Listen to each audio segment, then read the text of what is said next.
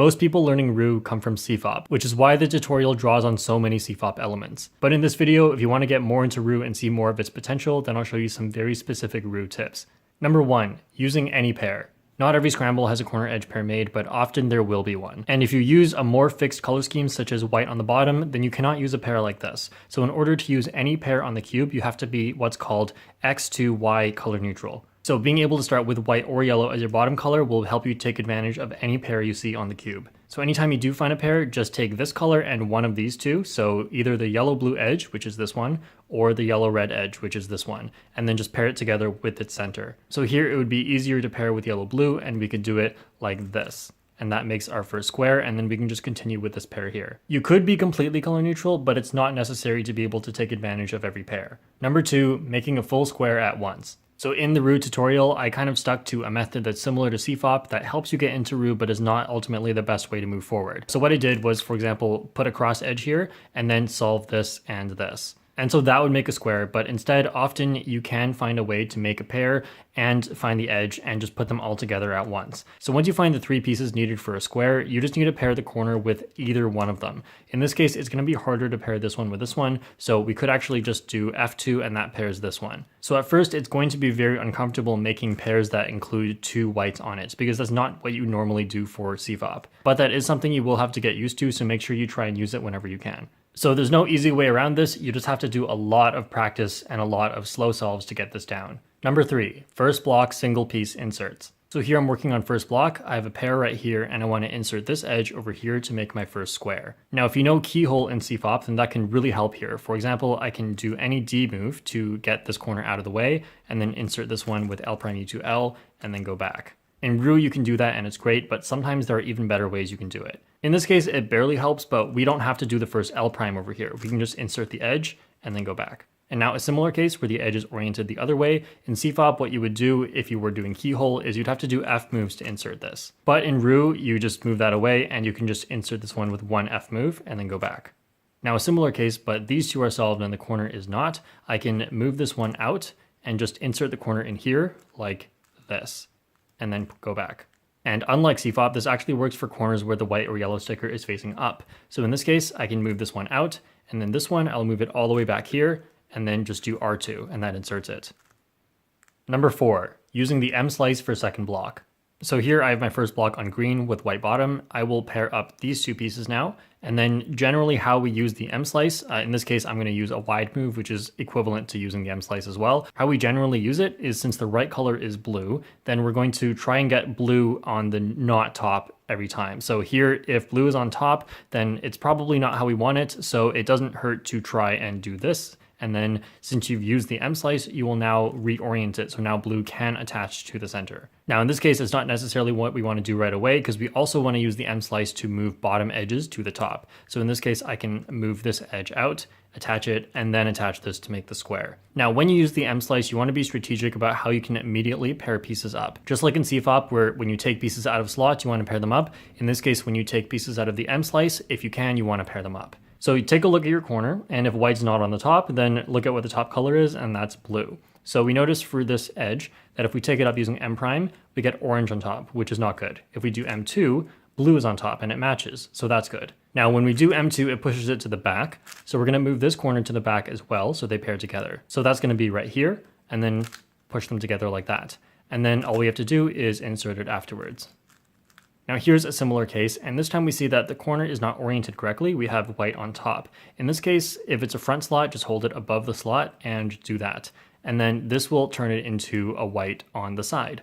And then here we have blue on top, and M' brings blue to the top. So we are going to make sure that they're together here as we pair them up. Now in this case, it's not going to be quite as nice because it is attached to the square and we need to detach it first and then we can insert it. But that's generally how you want to pair things during a second block. Now there are cases where the edge is in the top layer where you can use the M slice to your benefit. So in this specific case, we can take this edge away and then move the corner and just move it back up, and that immediately pairs them.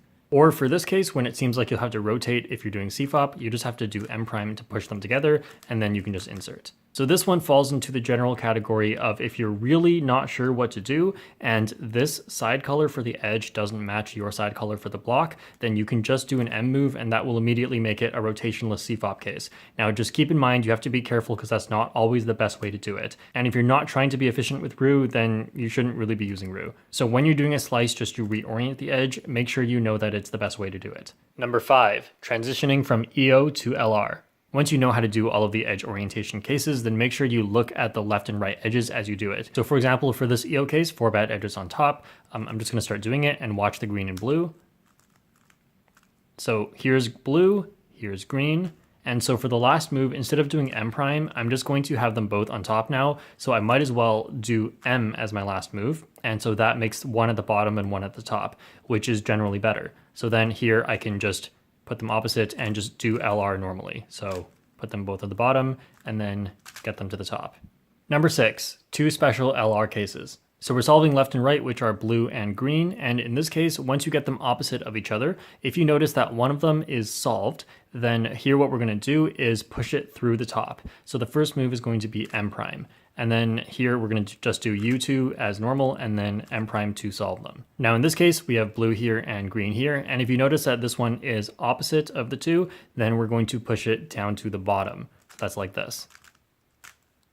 And similarly, you should be able to mirror these front and back. So if green is here and blue is here, it is opposite. So we're going to push it to the bottom. So that starts with M prime. Number 7, predicting last 4 edges. So as you do what's most likely going to be an M2 to solve your left and right edges, usually people end up pausing here to take a look at what their edge case is, which is not what you should do. Instead, from the top, you should be able to look at it and instantly know what your next few moves are going to be after you do the M2. So I'll tell you about the recognition technique I use. I don't know if anyone else uses this because I learned about this way too long ago, and roux is not my main method, so I don't know if it's the best way. I have tested, and sometimes it's not the most efficient by one move. So, I mean, it saves a pause, so it's what I use. So as you do the M2, chances are you have this sort of L shape, and even if the center in the middle is wrong, it's still an L shape. So your M2 will push away anything in the middle. We push that edge away, and then remember that this edge was on the front, so we'll move this edge now to the front. Next, this can either be a solo edge, so it's just an edge with the rest all being a different color, or it can be attached to the correct center, such as this one right here. So if it is a solo edge, do an M move that moves it through the top. So here, if we do M, it goes to the bottom. So instead we will do M prime as it stays on top. So M prime keeps it in the top, and then we're going to do U2 because all of your U moves during L4E are U2. So this recognition technique gets you this far. It gets you 2 moves into your L4E, but you don't have to pause if you're good at this. The rest is intuitive, but I can kind of explain. If we have 3 different colors here, then we're going to need to do a double swap after. So swap and swap. But for example, in this case, which is pretty much the same, we're going to do M2 and then move this one here, and we're going to move it through the top because it's a solo edge. U2, in this case, I pretty much did the same thing, but I noticed all of these are solved, so I know it's just going to be solved at the end. Now for this case, again, we're about to do M2 to solve our left and right edges. In this case, our L is over here, and we're going to move this back edge away when we do M2. So of course, put this one at the back. Next, since this is not a solo edge, our first move will move it to the bottom instead. So for non-solo edges, make sure you don't move it through the top like this, you move it to the bottom. And then of course U2, and then we just take a look at this again. So again, this middle strip tells you what to do next. This one is solved, so no reason to bring that to the top. We'll bring this one to the top, so that'll be M prime. And then of course U2, because all the U moves are U2. In our next category of cases, this is the broken bar case. So in this case, our bottom color is white. We notice that there's a white bar here, but as we do M2, it's going to break that bar. This is actually the same case, even though it doesn't look like it, because here, when you do M2, you can see that the white will definitely not make a bar. So if you know you'll get a broken bar case, then what you do is you look at one of the side colors. So in this case, red, the red center is here. So I'm going to match them afterwards. So M2 and then match it. Next, always do M prime U2, M2 U2. And then one more move. Now in this case, since it's a broken bar case, I'm gonna follow the exact same steps. So I'm gonna do M2, and here's the orange, there's the orange, I'll try to match them. And then I will do M prime U2, M2 U2. Now sometimes you'll have to do a little bit more afterwards, but that's the general idea. Now this one is the made bar case, because this time when I do M2, this center is already wrong between them, so obviously my M2 will make a full bar. So the first step you do after the M2 is the same as before. You look at this, and see how you're gonna match this edge to the correct center. These don't match, so you're gonna move this the other way instead. So M2 puts the orange back here, you'll move this one here. Afterwards, always do M2.